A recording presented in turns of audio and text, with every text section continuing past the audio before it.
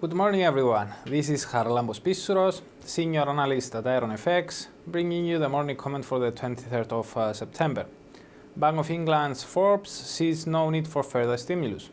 The British pound got a short-lived boost on Thursday on comments from the Bank of England Monetary Policy Committee member, Christine Forbes, who said that the Brexit vote impact was less stormy than many expected.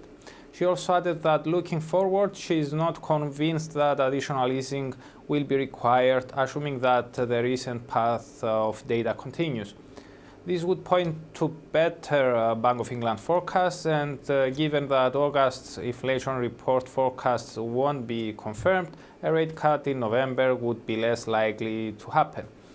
Even though the pound gave back all of its gains a few hours after the speech, similar comments by more Bank of England officials may push back expectations for another cut.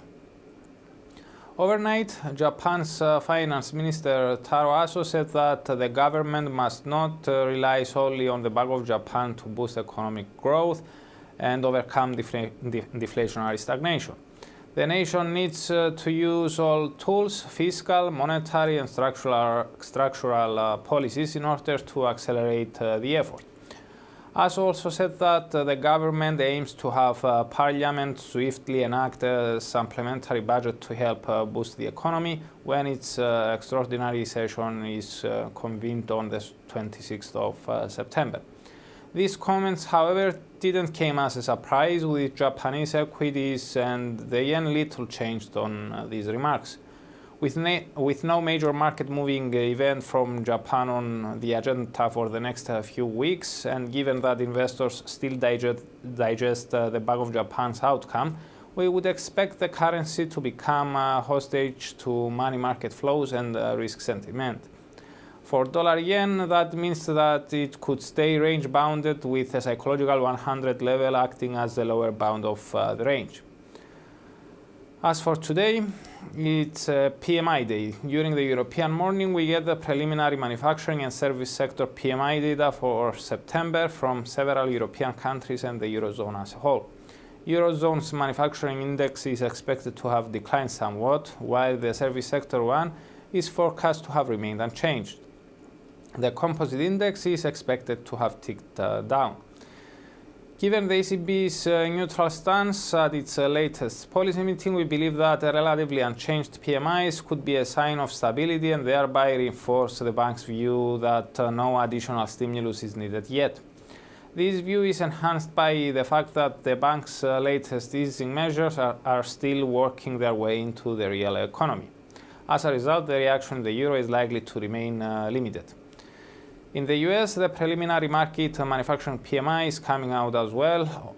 Although this indicator is usually not a major market mover, as investors pay more attention to the ISM index, given Greenback's increased sensitivity to incoming data and disappointment could weaken the dollar somewhat. From Canada, we get the August CPI data. Headline inflation is expected to have accelerated to 1.4% year over year from 1.3% the previous month, while the core rate is forecast to have slid to 2% from 2.1%. We believe that the risks surrounding these forecasts are tilted to the downside, and we base that on the collapse of the price index of the IV PMI, which declined from the previous month. This would also be in line with the September Bank of Canada statement, where policymakers shifted to a somewhat dovish stance and indicated that the risks to the profile for inflation have tilted somewhat to the downside since July. As such, a decline in these rates could confirm the bank's view and thereby raise the likelihood for the Bank of Canada to take action in the foreseeable future. Canada's retail sales for July are also coming out. We have three speakers scheduled on Friday: Atlanta Fed President Dennis Lockhart, Philadelphia Fed President Patrick Harker, and Cleveland Fed President Loretta Mester.